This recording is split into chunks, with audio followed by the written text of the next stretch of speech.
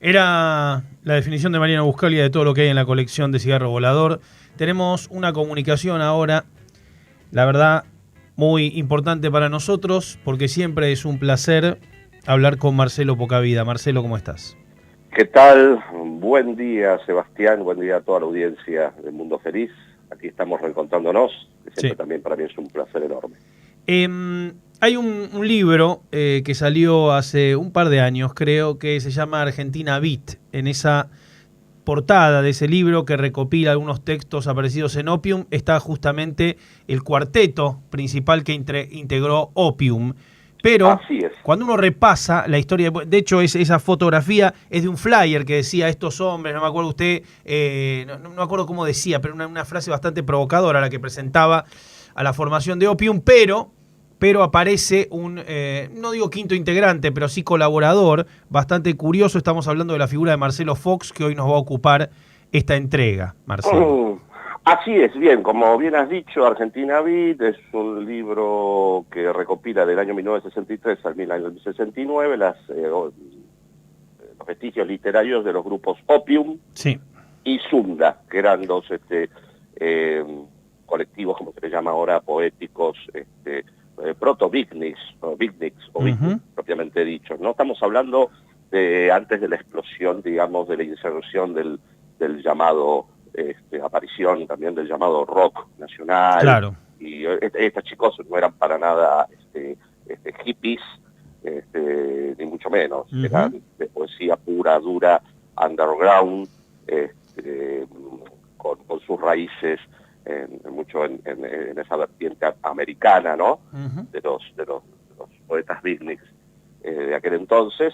Y sí, en esta foto, en la que aparecen los cuatro integrantes, digamos, principales, Sí. entre ellos un personaje bastante particular, una suerte de galán del underground de aquella época, era Sergio Mulet. Sergio Mulet, que totalmente. fue también sí. el que escribió Tiro de Gracia. bueno, entre otras obras de él, Tiro de Gracia, Claro, que claro. por una película, Música de Manal, bueno, muchos quizás la película la hayan visto si les interesan estos temas a través de YouTube y demás, se ha rescatado por suerte. Pero bueno, sí, hay un quinto integrante Sí. que no aparece aquí, pero es nombrado y no se puede no dejar de nombrarlo en el libro, que es, como bien dijiste, Marcelo Fox. Marcelo Fox, que es un enigma en sí mismo, con un paso por la vida efímero, murió Sí. trágicamente o extrañamente, o de forma bastante poco clara, muy joven, y dejó solamente 2 libros de manufactura, o sea, muy underground, bien acorde a la época, y también bien acorde también para lo que era el contenido de la obra de este tipo, que yo lo podría definir como un dadaísta protopunk, Claro, para claro. aquel entonces, ¿no? Y voy a ser totalmente franco, o A sea, ver. yo muy lejos estoy de ser un adepto a la poesía o a ciertos círculos literarios ligados a lo poético, pero sí, desde ya me interesan aquellos personajes, digamos, de perfiles bastante outsiders, ¿no?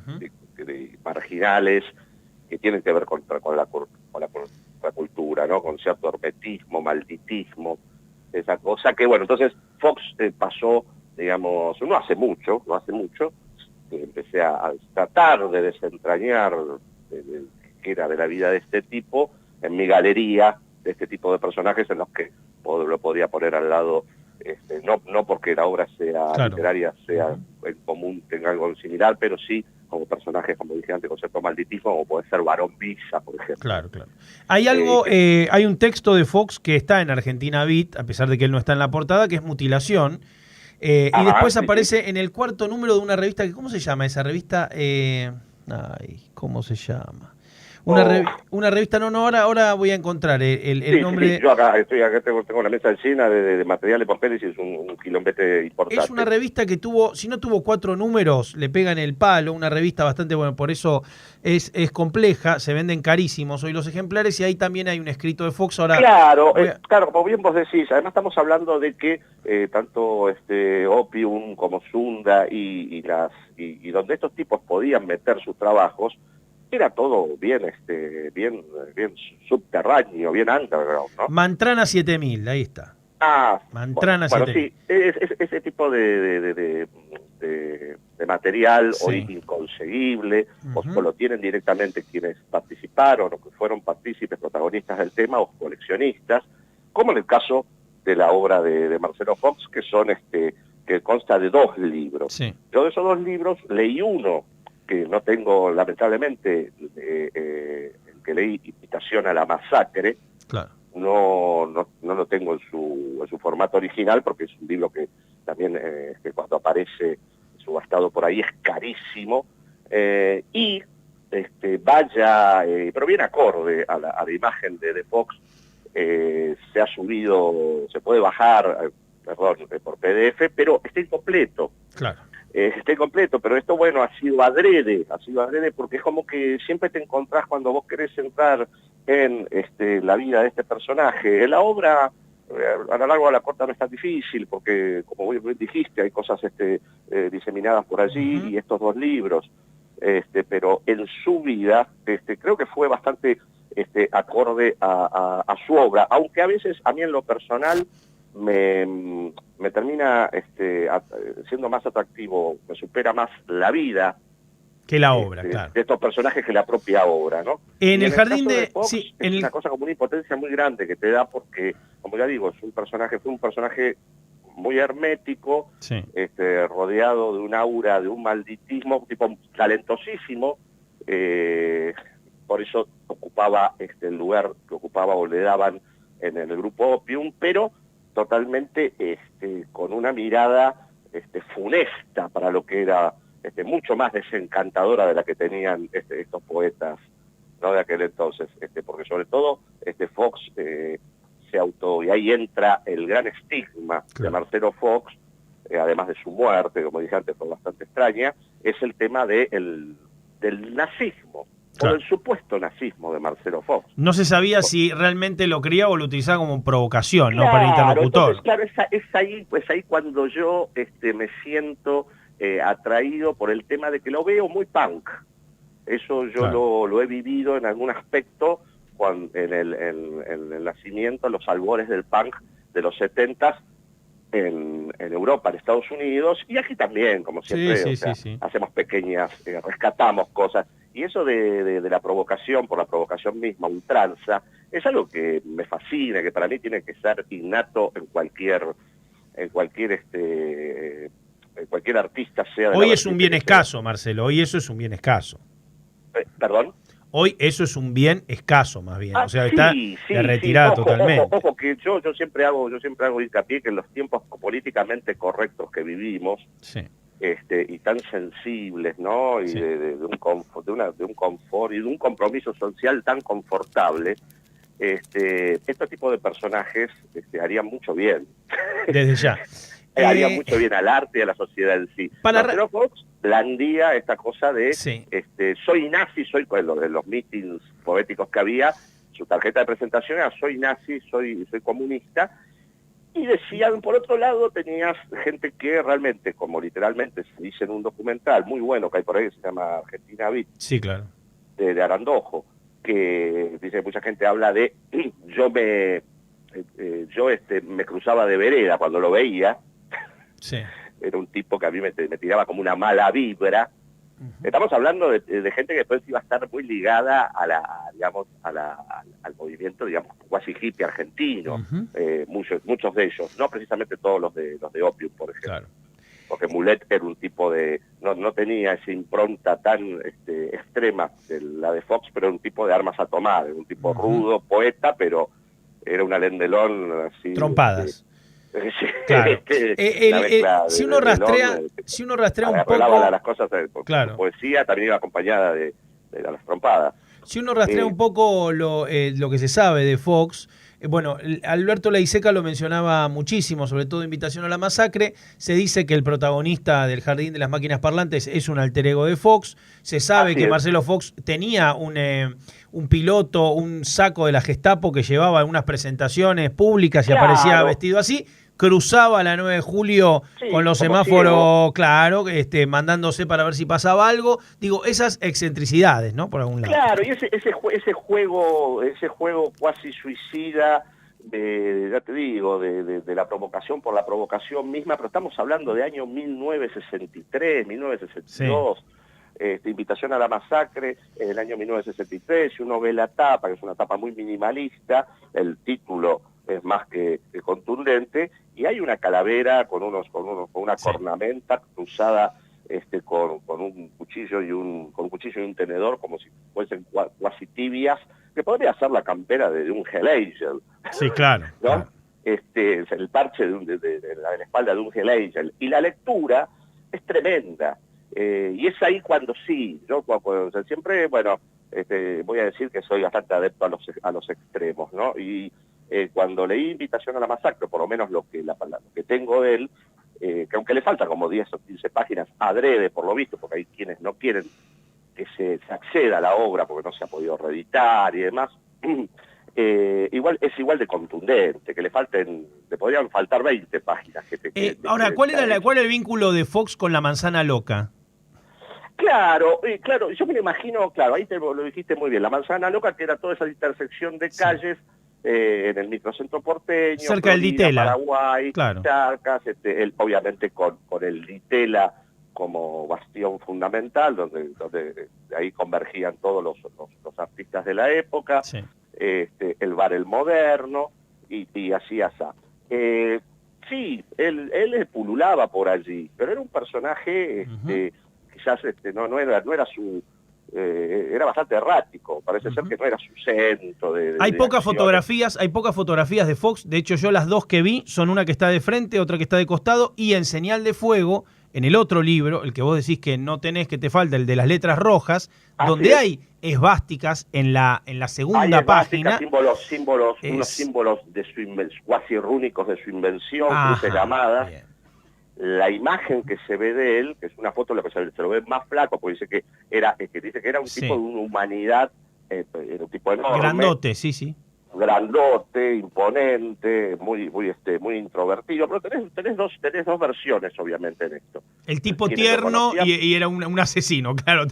Claro, quienes lo conocían de cerca, que era un tipo, para los quienes lo adoptaron, como que lo conocían muy de cerca, que era un tipo adorable y además apoyado por el talento, era innegable el talento que tenía a la hora de escribir, y estaba lo que le jugaba, digamos, para algunos en contra, que, como dije la frase, yo me cruzaba de vereda, porque era un tipo que metía miedo. Yo me lo imagino a Fox caminando con ese, sobre todo, supuestamente original de la CSS, por La Manzana Loca, y bueno, era probable que así sucediese.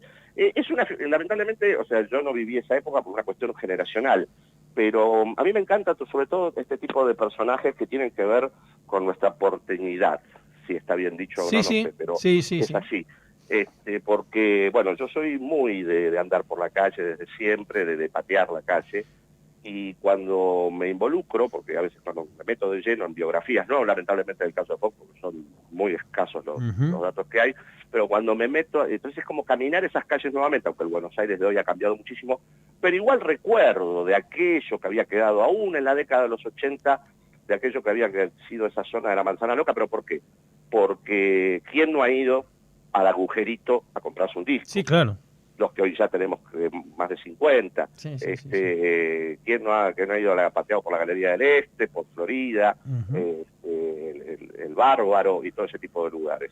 Entonces, por eso me fascinan personajes como él, personajes a otro nivel, un poco más risueño, pero también con su lado tortuoso, Federico Peralta Ramos. Claro. Que tuvo otra suerte, quizás además de por el doble apellido, que no es poco, también por el hecho de que, bueno, se pudo codear medianamente era más sociable, digamos.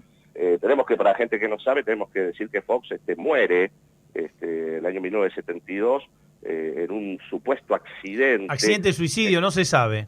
Se sabe, un suicidio. También estamos hablando de que hay quienes hablan que lo conocían, que era un muchacho muy sufrido, incomprendido por su familia, no era para menos en aquel entonces, sí. Sobre todo, y que, bueno, ¿cuál era? Antes, viste, en los 60, ya entrado en los 60, cuando había entrado el auge de la psicología, te mandaban al psicólogo. Claro. Si tenías padres medianamente, viste, progres, pero si no, si como psicólogo, la psicología todavía no había entrado en su auge, electroshock y a la lona. Claro, claro. Y eso lo vivieron muchísimos, pero no solamente aquí en la Argentina. Lou Reed, sí, por ejemplo, cuenta sus las experiencias bajo el electroshock y cantidad de... no todos quedaron pirados por las drogas lisérgicas y todo eso. Entonces Fox es posible. Y Fox, la muerte de él, sí, que deja en el camino un interrogante enorme por lo trágico, para algunos predecible, para otros, bueno, una desgracia, porque la gente que lo quería, deja un enigma que es el de su familia. Claro. Él desde su familia y una descendencia, hijos, porque él se había casado, tenía hijos, pero nadie sabe a ciencia cierta, es como ese secreto a voces, o de eso no se habla, claro. O realmente no sabían. Yo he conocido gente que era de aquel entonces, como el artista plástico Joel Novoa,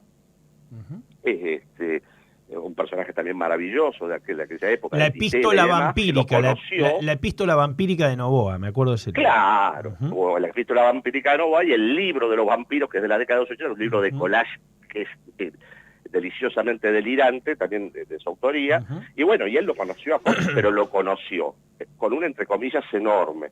Claro. Fox tiene una cosa como, digamos, también su muerte tiene, y parte de su vida está muy ligada a una cosa media que se podría comparar y que también tuvo otra repercusión con un tanguito.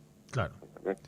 O sea, Invitación a la Masacre es una novela. El otro libro, ¿cómo se llama el otro libro? Lo acabo de mencionar. El Señal de Fuego. Señal de Fuego es una especie de libro de poesía, de máximas, de ensayo, muy difícil de definir, pues son como frases... Señal de Fuego, claro, es un libro como de aforismos. Ahí va, sí. Se podría decir, pero no los de Naroski. No. Es un libro de aforismos que ahí sí entra, ahí sí él tira al asador toda esa cuestión de toda esa cuestión ligada a la iconografía nazi, porque como bien dijimos antes, con todas esas esvásticas que sirven como señaladores, el libro es en blanco, negro y rojo. Exactamente. Y con símbolos rúnicos y cruces gamadas, y además, como ese estilo apocalíptico, armagedónico que él tenía, misántropo, pero llevado con un cierto aura profético, o también ligado a lo esotérico. Es entonces ahí cuando vos decís, acá Fox ya se estaba metiéndose en el nazismo esotérico, claro, que era algo muy de la época, se estaba vislumbrando. Yo no sé, y creo que no sé nadie, de las tantas cosas pocas cosas que se conocen de Fox, si Fox había leído, que ya para ese entonces yo creo que estaba en las librerías, el retorno de los brujos. Sí. Que era un libro que fue el libro, digamos, la punta de lanza en la que se empezaron de este género que nacía, que era el realismo fantástico, y en el cual hay la mayoría de sus capítulos, sobre todo de su última parte, están dedicados a esto que se llama el nazismo esotérico, o lo que se creía, porque todavía estaba muy latente el tema aunque el día de hoy obviamente es sinónimo de horror, de muerte, sí, y una esvástica sigue siendo un símbolo totalmente repudiable y causa el mismo escozor que desde siempre va a quedar para la historia de la humanidad. En ese entonces todavía estaba también el hecho de que se dudaba sobre si Hitler estaba vivo o no. Claro. El tema de los nazis refugiados alrededor del mundo, y en especial en el Cono Sur. Entonces había toda una cosa, ¿no? Marcelo, quiero hacerte esta pregunta porque acá esto se liga con Vignati, con el libro de Vignati, que ahora vamos a hablar de ese libro, pero este recuerdo, te quiero históricamente hacer esta pregunta. En la década del 80, o sea, o hacia finales de los 70, o desde mediados de los 70, donde quieras recordar, ¿no tenés la sensación de que aparecían de repente estos íconos, estas memorabilias que se vendían en lugares, digo, en un mercado de antigüedades uno podía encontrar cosas de nazis, digamos, insignias, sí, cuchillos? totalmente, mira, totalmente, y tenía que ver, y no muy lejos de la Manzana Loca. Yo me acuerdo que Sí. cuando caminabas por la peatonal la Valle cerca de Carlos Pellegrini, entre Maipú, alguna de esas, una galería que todavía existe, que era la galería donde también, muy famosa porque había ahí se vendían las entradas anticipadas a mitad de precio para los cines. La carterera, claro.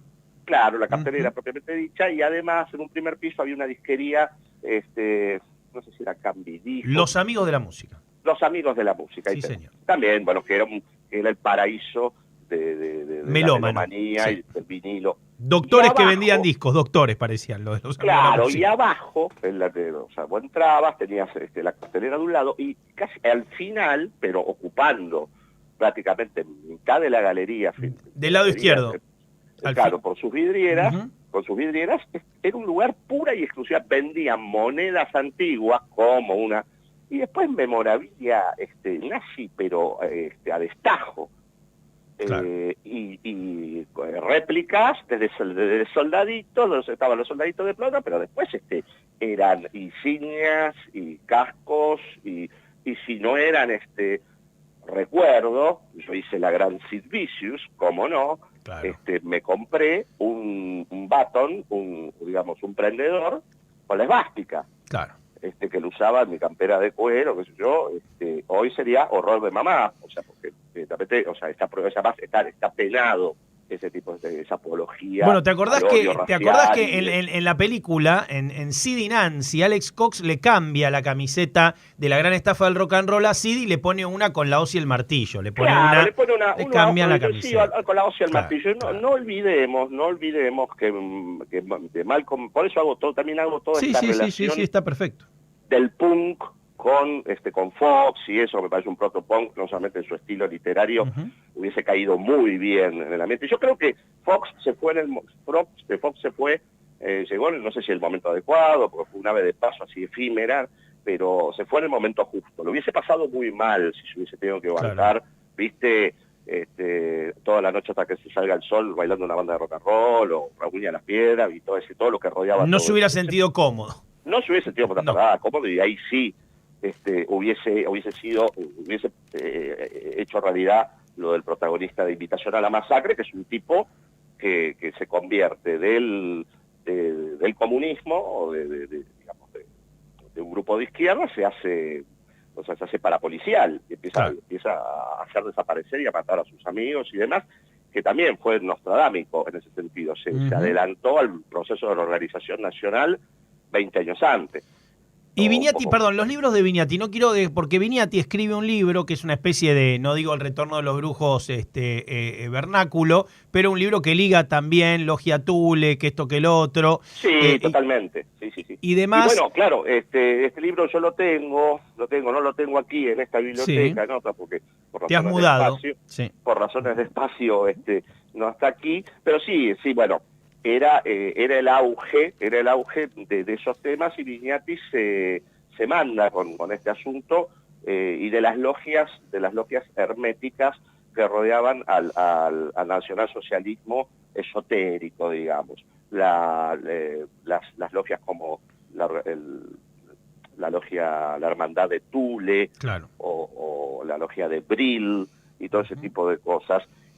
Bueno, Vignati, embajador del mundo, un tipo nacido en San Andrés de Giles, un chico diferente a los demás, pero bastante inteligente. Bueno, cuando se relaciona con círculo de poetas, literatos y demás, y ahí su vida cambia, viaja a Brasil, vuelve bastante errático, porque además en esa época ser intelectual implicaba también ser un poco trotamundos, ¿no? Era una cosa no era quedarte en tu casa solamente escribiendo. El mundo, y además porque, viste, este país siempre fue bastante jodido en muchos aspectos, o sea, políticos, o estábamos en el culo del mundo. Entonces, los que podían viajar, ¡pum!, disparaban. Entonces va a Brasil, vuelve, y ahí, a mediados de los 60, cuando es el jefe de redacción de la revista 2001, periodismo de anticipación. Claro. Y eso es el legado del retorno de los brujos. Él va como corresponsal por el tema del Apolo 11, él queda muy flasheado con eso, ahí se empieza a empapar con el tema de los ovnis, porque ya ya en la NASA y en esas esferas era un corrillo, el tema ya se hablaba de Flying Saucers, de platos voladores y bla, bla, bla, bla, y él viene con todo, mamando todo eso, y luego se va a España, amiguísimo de Serrat, y en España, tipo que le va muy bien, empieza medio deambulando por las editoriales, pero después, bueno, pega la onda con todos estos temas y escribe cantidad de libros, como, bueno, el tema de los ovnis estaba muy en boga, que comentamos la otra vez en off, el de Encuentros Cercanos, del tercer tipo de ovnis, King Kong, uno que es increíble. King Kong el simio erótico, ese lo tengo. King Kong el simio erótico, que se le habrá pasado por la cabeza cuando lo escribió, pero está buenísimo. Y está el libro, sobre el nazismo esotérico. Ahora bien, había otro argentino que también muy ligado a este tema, que trabajaba para la revista Cuarta Dimensión, otro, digamos, incomprendido de aquel entonces, pero que nos quedó a nosotros grabado en el imaginario, porque nos criamos con la revista de Fabio Serpa, Cuarta Dimensión y demás, nos encantaba la sección de él, era Juan Norberto Conte. Ajá. Y Juan Norberto Conte... ¿Se cortó? No, terrible. Muy influido por el retorno de los brujos, muy influido por el libro Los Condenados de Charles Ford. Charles Ford, un tipo que escribió allá por el 1900 y tanto, escribió un libro donde era un loco que recopilaba, se había dedicado en su hobby, como algunos coleccionaban estampillas, monedas o lo que fuese, se dedicaba a recopilar, salido de los diarios y demás, recortes de sucesos extraños. Lluvia de sangre. Sucesos supuestamente de origen natural, antinatural. O sea, lluvia de sangre en Tanganica. Claro. Bueno, la lluvia de ranas de Magnolia, la película de Paul Thomas Anderson, sale de ahí, del libro Los Condenados. Totalmente. La lluvia de ranas digamos, claro, tiene la explicación de los huevitos, digamos, los renacuajos condensados en la nube y que, bueno, que nacen en el aire, digamos. Tenía una explicación que era esa. Claro, tenía una explicación, pero él tenía esa cosa pasional y que me encanta y que uno ha heredado en algún sentido de esa cosa que había en esa época de que no había una búsqueda 100% científica de todo. De la verdad, claro. De la verdad, ¿viste? Era disfrutar y consumir en el buen sentido este tipo de cosas. Entonces Juan Norberto Conte y sacó una serie de suplementos que sacaba la revista Cuarta Dimensión, por ejemplo, Hitler y el Pacto Satánico. Claro. O sea, eran temas bravos en el sentido pero estaban muy en boga, y sobre todo porque el nazismo ya, bueno, ya no existía como tal, como orden mundial, pero sí había quedado, el terror había quedado, pero ya no era holocáustico, ni de la nueva raza, había quedado como que todo no había terminado ahí, como puntos suspensivos, ¿no? Entonces todo eso estaba ligado a lo esotérico y lo demoníaco. Seguramente los nazis algo se habían guardado, y tenía mucho que ver también porque desde ya que había una relación muy estrecha entre el nazismo y lo esotérico, y desde la esvática que ya nombramos un montón de veces en esta charla, hasta las expediciones al Tíbet. Fue una época también que vos recordarás que tuvo mucho auge el libro La Tierra Hueca. Claro. El libro La Tierra Hueca, que también está muy ligado con todo ese tema. O sea que en esa época era bellísima, explotaba. Así que volviendo al tema de Fox, yo creo que básicamente, sería pecar digamos, de atorrarte de mi parte de hacer un análisis literario, porque no es lo mío. Claro. A ese nivel poético, no sé, o sea, me invitación a la masacre pero yo lo veo como en el sentido de la riqueza literaria que tiene, pero también esa cuestión de gran provocador, y por eso lo sitúo dentro de un proto-punk. O sea, no está lejos de, como hablábamos antes, de un Sid Vicious, o si no, me acuerdo, por ejemplo, hay un tema que es tabú, que yo lo he tocado en algunos de mis programas de radio y demás, que es el tema del rock y el nazismo, pero no el nazismo, el rock ligado a los grupos de ultraderecha, digamos, la militancia. Sí, claro. Sino el coqueteo que ha tenido el rock desde sus comienzos con el tema de nazi. Un montón. En alguna u otra forma, todos han pasado por esa historieta, hasta David Bowie tuvo sus delirios, el Duque Blanco y sus delirios nietzscheanos. Y si querés hacerlo más extensivo, con la militaria. Con la militaria es mucho más todavía, porque incluso la militaria, sobre todo los europeos, el rock inglés y como bien vos decías, ciertos sectores de Europa, se han vestido militares en algún momento de su carrera, pero fija, más de una vez algunos, incluso todo el tiempo. Tenían, en el caso del punk, que era vestirse con las sobras de lo que había quedado de la sociedad, de los alfileres de gancho, que era algo, digamos, descartable, como una cosa insignificante. Después estaban los rezagos de la guerra, era muy fácil conseguirlos, y además todavía causaban bastante estupor andar vestido con una chaqueta nazi, o con una esvástica, o con un par de borcegos militares que habían sido... Eso estaba manchado de sangre, ¿entendés?